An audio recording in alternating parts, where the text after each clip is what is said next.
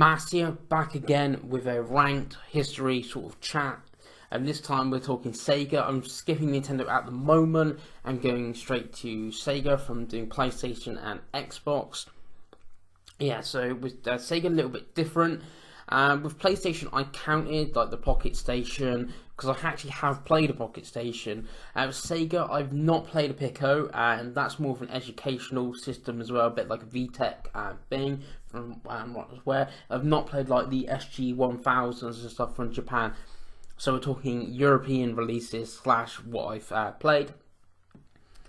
And also with Sega, I'm counting the Mega CD and the 32X as their own systems. They have their own unique games, right? A bit like PSVR, so they're going to be counting. So we're going to start at the bottom, and the bottom actually is going to be the 32X.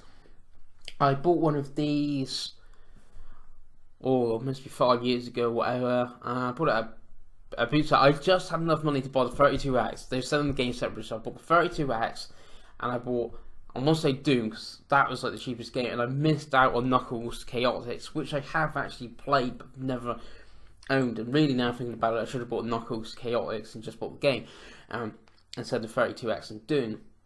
So I've played Doom on it, I've owned and played Doom on it, and I've played the Star Wars game on it as well. That's the only two games I've played on it, apart from I've played the Knuckles game. I might play something else. Is it Mortal Kombat? It's Mortal Kombat on 32X. I think I've played that on there as well. So I've played a few games, and that's why it's really down the bottom. I've not played many games. The library's not that great. It's not a huge library of games, and it's quite expensive for what it is. So that is why it's, down here on the bottom. So we'll get the 32X out of the way, and next we're going to go Mega CD. Yeah, so we're actually going to do sort of add-ons for the Mega Drive out of the way. Mega CD, a bit like 32X, I've had one of them. I've had a decent-ish collection of Mega CD. The games, there aren't that many great games. Someone's going to put in a comment there's hundreds of them or something. But I've played, I think it was a King of Fighter game or a Fatal Fury on it. That was really good. Night Trap I played on it. That is so bad it's good. That's coming, making a comeback on the PS4 and Xbox One. It's going to remaster, so that's been really cool for people to check out. People have mostly heard about Night Trap but never played it. So that's really interesting. But really, when I think Mega CD, I only really think of one game, and that's Sonic CD, which is really good soundtrack, and that is great, and it's possibly one of the best Sonic games. We'll get back to that in a minute. So that's really why the Mega CD is over the 32X, because when I think of the 32X, I don't think of like a quality title, or like why you should really own a 32X. But with Mega CD, I can go, yep, you own a Mega CD, Sonic CD, yeah, that's great. And, there is other good games on there. You just have to have, like, a really good look to see what is back, what's about for the Mega CD. So that's that. Then I'm going to put a joint next one. That's the Master System and Game Gear are going to be joint. And the reason they're joint is because they both share a lot of the same library. Both really weird consoles. My first console is the Mega Drive, to get to in a minute. So I went back to the Master System. It's really weird because I can actually remember owning a Master System as a kid, the like the Mark 1 version, but I have no idea where it actually came from. I think I had a Terminator game or something for it, but I went back to it a few years after that. I suppose it was in like an old video shop, but not like a Blockbuster, an independent one. They went in there. I don't know why I went in there. It was not even like close to where I live. Went in there. They had obviously videos, DVDs. I think DVDs were out by then, and they had all their old renting, games you could rent. They had whatever was current at the time. Let's say PS2 was current at the time. They had all these Master System games and other games that you could rent. So it was really weird. I've seen that once before as well in another video shop. They had all their N64 games still like out to rent. It's like really weird and odd. If I went in there and looking at these games, and they're like, "Oh yeah, you interested in buying them?" I don't even know why they asked me. It's just I don't know. I must have picked them up, and no one picked them up for years or something. And they're like, "Yeah, sure." I ended up buying a Master System with like 50 games or something really like that, and like really cheap as well. So that was like my real first time playing the Master System that I, actually remember. There is some really good games on the Master System. Like the Sonic games are fairly decent.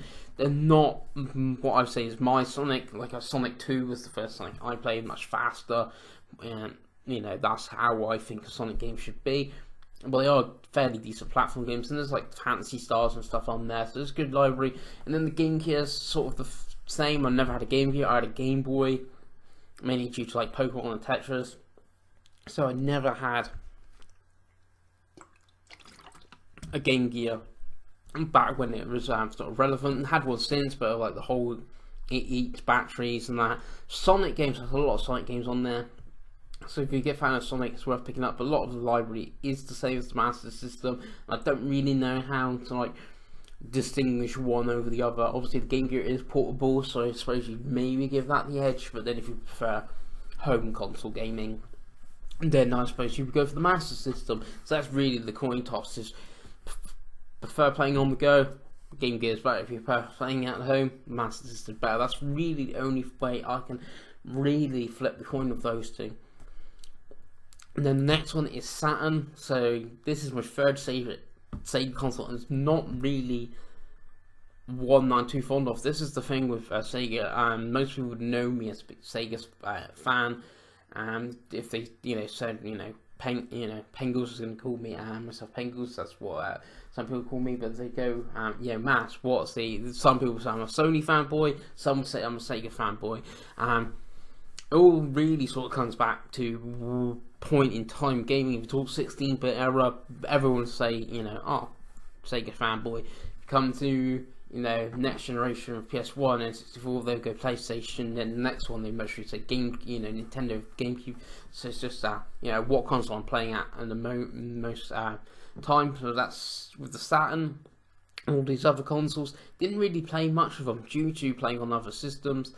32X Mega CDs didn't buy because as a kid they were expensive and sort of add-ons for the Mega Drive, so not something I played. And then went back to Master Systems after went back after my Mega Drive. And then the Saturn I didn't get after a Mega Drive. I got a PS1 instead after my uncle told me the Saturn was dead in the water basically when I could get one sort of thing, get a PS1. I've gone back to the Saturn quite a few times. I've recently just sold my current Saturn. I've had a fairly decent collection for the Saturn, maybe like 20 odd games, some decent stuff in there like Panzer Dragoon and things like that.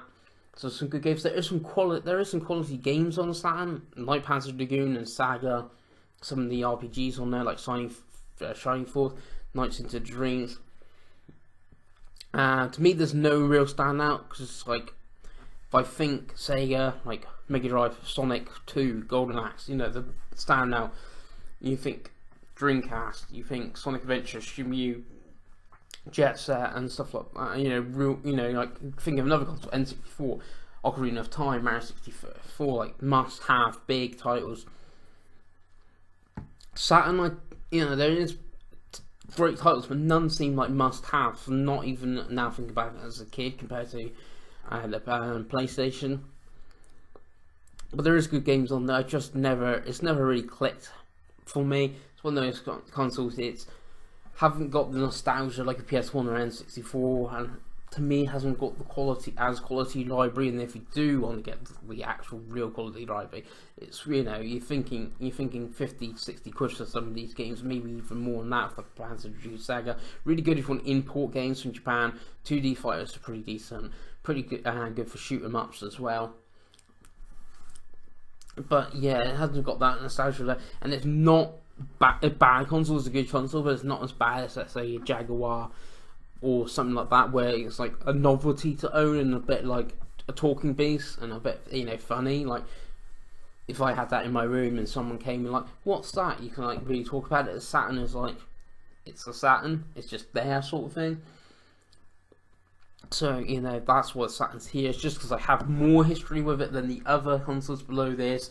There is some really good games, and I could still recommend it to people more so than the others. I just, haven't got that much love for it. So the next console, we're actually getting to the big two. You can kind of guess these two, which order they're going to be in. And number 2 is the Sega Mega Drive.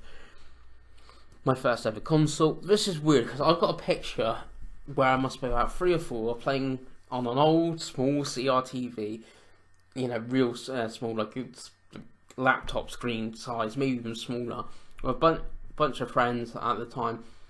I think I'm playing a wrestling game. It's a Mega Drive Mark 1. I can never remember owning a Mark 1. The first Mega Drive I remember owning is a Mark 2. So really weird how that happened, if I got one, because I said my uncle got PS1, I think, near launch. I don't know if he gave me his Mega Drive Mark 2 and a bunch of games, something like that.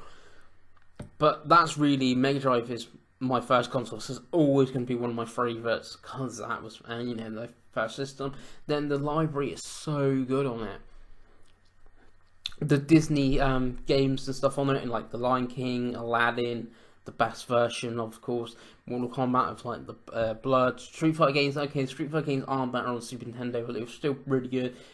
And then you got the sports games from EA, and then you had like Road Rash as well. And then obviously Sega's first party output, you know, you had the Phantasy Star games. I've only played, I think it's Final Fantasy 4 on, I don't own it, but I've played it on Mega Drive, so that's pretty good RPG. So like back in the day, you had Phantasy Star, you had Final Fantasy on the SNES. So that, you know, that was good. But then you had obviously the Sonic games, 1, 2, 3, Knuckles, all quality. This is, you know, Sonic CD can really argue which Sonic is best, if it's Sonic 2, which is my first Sonic. I think that's, you know, Sonic 1 obviously before, but I think 2 really like changed what people thought of Sonic games, especially with like the spin dash and stuff like that. But Sonic 3, if you add it with the Knuckles, the cartridge together, is really good as well. I really think you tossed up with those 3 Sonics, possibly Pocket Adventure on the Neo Geo Pocket Color. Big fan of that as well. Mostly those 4 if you're talking Sonic in the 2D sense. And Sonic is better in the 2D game as well. Then you had like the Streets of Rage games. Oh, I remember playing that all the time. Golden Axe. Well, like Shinobi, Teenage Mutant Ninja Turtles, Hyperstone Heist, which is like a port of what is it? Is it Turtles in Time on the Super Nintendo? There's just really good, so many good games. We've got like a collection of like 50 games now from Mega Drive. At one point I had nearly 200, and I did have like the golf sports games and stuff like that. I'm not into golf, so I'm never going to go back to playing them. So I did cut the collection back down. It was mainly the big Sega games and like the Disney platformers. There's a few other things like that. There's like a Toe Jam and Arrow game mixed in there. One of the 2. So, you know, Mega Drive will always be like dear to my heart. You know, great system. But it isn't my top system.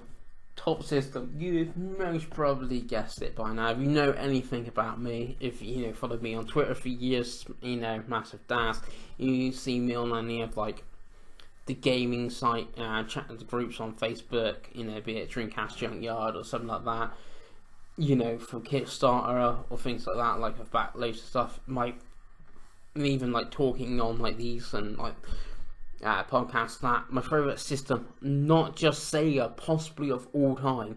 I think there's only one other system that can possibly be better than that, which is the Nintendo system. So I'm gonna get to that when we talk Nintendo. But my favourite system possibly of all time, is the Sega Dreamcast. Dreamcast is really weird. Like I said, I had a Mega Drive. I've had lots of consoles at a lot of points. I had like a PS1 and an N64 at the same time. But if I was to go like, that's the one console that generation, it would have been Mega Drive, PS1, then the next generation most probably would have been PS2. I love the PS1. Some great games on it. I talked about it in that PlayStation video. I was saving up money to buy a PS2 at launch, and it wasn't actually. I didn't actually buy a Dreamcast at launch. Most people mostly think I did. I didn't. Saving up for buying the PS2. I don't know if the PS2 was out yet, and I still hadn't. No, PS2. I almost. No, did I get PS2 at launch? Yeah, I think I got it like the Christmas launch, you know, the one after sort of thing. So I was saving up the PS2 for myself, and I was looking at the free ads or the ad mart or whatever, you know, the yellow pages with stuff for sale in them, and yeah, I came across this Sega Dreamcast. It was like, I don't know, 3 months old, had a boatload of games, and it was like £100 or something like that, and I was like, that's really cheap. I was like, he's got all those games, and I'm saving up to buy this PS2, and I've only got like, I might, let's say I had £100 at the time, it's like, I've only got half the money, and I can't buy any games or anything for it. So, obviously this is when like, let's say 2000, let's say it's the year 2000, so I was 10, and it's like, asked my granddad to give him a ring, so went and got it in, I think it was Exeter, got it. They showed me how, you know, they set up the internet for it. They showed me like, oh, this is our password. This is like really new and different. Obviously taking it home. I think Jet Set Radio was one of the games. I think it was Jet Set Radio, Sonic Adventure, and Choo Choo Rocket was with the system. I'm not 100% sure. So, that was really good games. Actually, the first time I played Dreamcast was in a local game shop that used to charge. Used to have a console, loads of consoles set up, and you could like play the consoles and like pay. And they had like a Dreamcast before launch early, so I remember playing that, playing Sonic Adventure on that, paying like a couple quid to give it a go. So I kind of wanted one, but knew, you know, with the what happened to the Saturn and stuff, and like how popular the PS1 was, and PS2 was going to play my PS1 games, and the DVD player and stuff like that. So it's like stuff I wanted. With that, so anyway, going back to Dreamcast, got the Dreamcast. I remember getting some games from like, I think it was almost a toy shop or something that had like really cheap Dreamcast games for some reason. So I got a few games from there as well. I think I got Soul Calibur really cheap, and this is like one the Dreamcast just come out.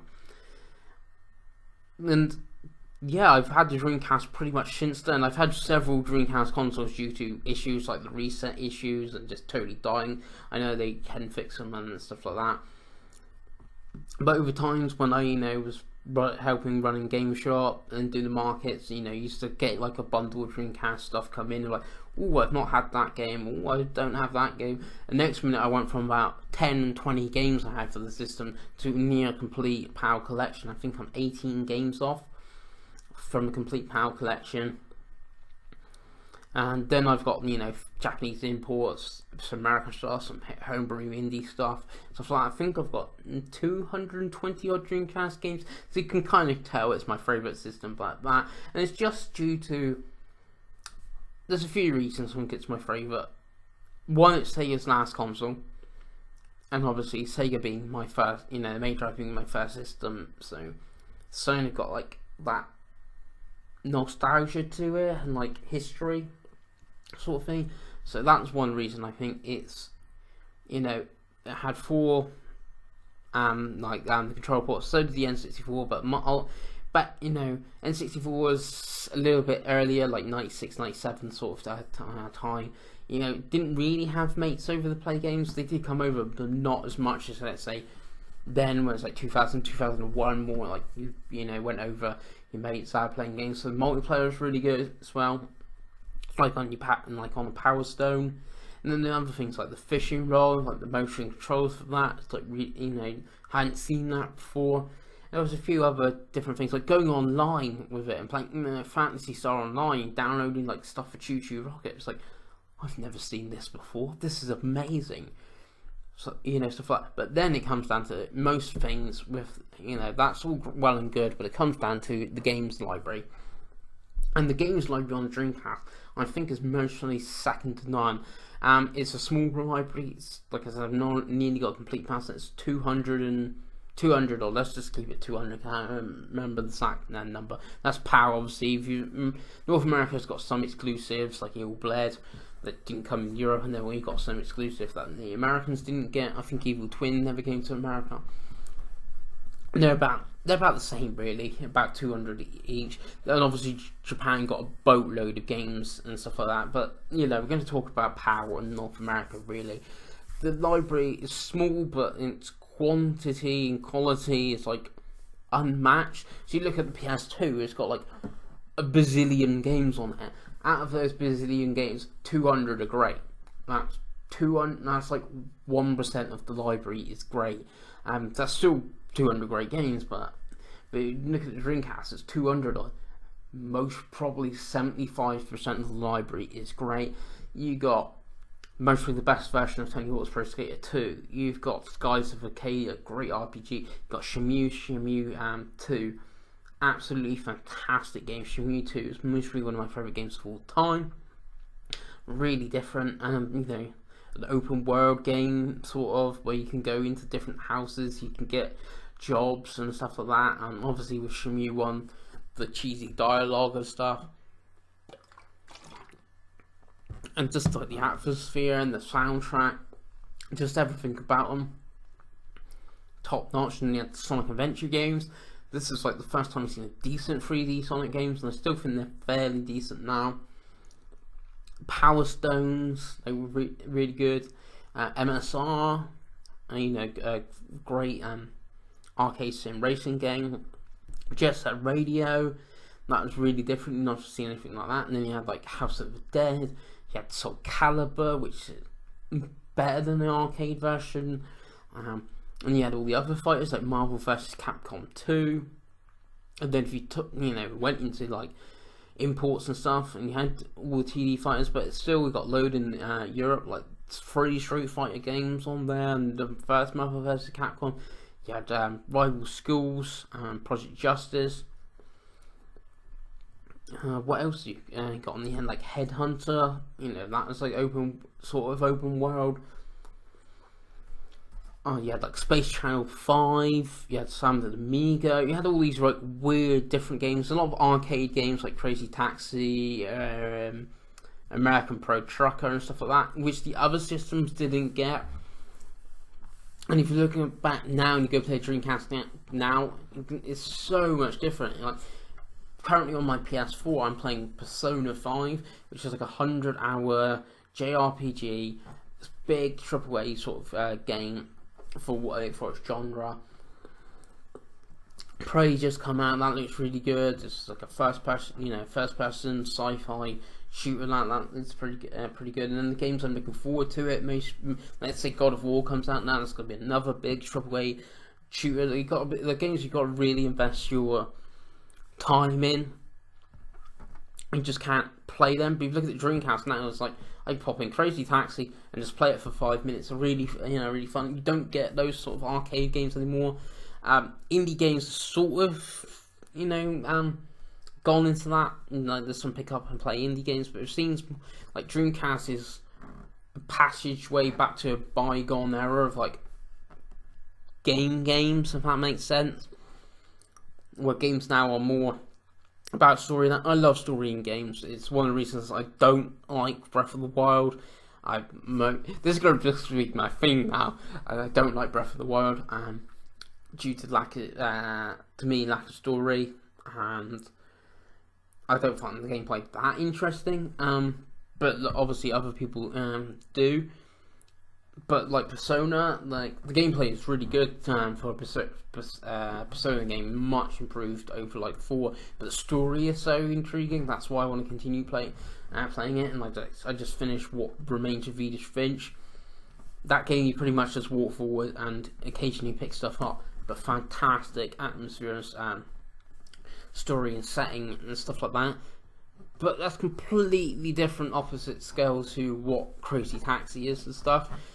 That's why I love Dreamcast. Like I got a huge collection. I get all these games. If I want a story-driven sort of game, I got my Shenmue 2. If I want just a bit of fun, I've got Crazy Taxi. If I want to play multiplayer, I can play Power Stone. It's just great, and it's just like the community that's around the Dreamcast. There's most systems have it, but like I said, that you got Dreamcast Junkyard. You got all the Kickstarter stuff. Like I just had Alice's Dreams Tournament turn up this week. A brand new Dreamcast game in 2017, which the fans helped kickstart. Comes in a proper blue case as the European Collector's Edition. It's really cool. Not all are successful, like Xenocider, whatever you want to call it. That did not get successfully kickstarted, and neither did. There was a shooting game recently.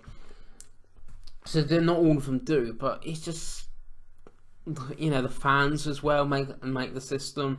Like today I just saw on Facebook someone found a CD-ROM or GG-ROM or whatever with like a game that's never been released on Dreamcast. Like now, like all the community are trying to figure out how can we get this game on, like up online so everyone can download it and play it and stuff like that.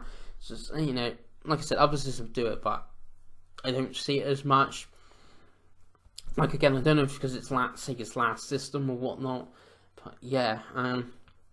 So that's really it, for the Sega sort of talk. Hope you enjoyed this video, sort of my brief history of Sega. This one seems to be longer than the Xbox one, shorter than the PlayStation one. I've seen I haven't really talked that much about the systems, but I don't really know what to say with Sega. It's just the two systems, Mega Drive and Dreamcast for me personally, and the others are just sort of there. I hope you actually enjoyed this video. More videos to come. Should be having a new channel up called Pod of War, where me and Dave, who watched the Retrocast, some of the videos are on his channel, some of the videos are on my channel. They're all going to go to the one channel. Videos like this may also go there in the end. But until then, I'll see you again, and Nintendo video is coming.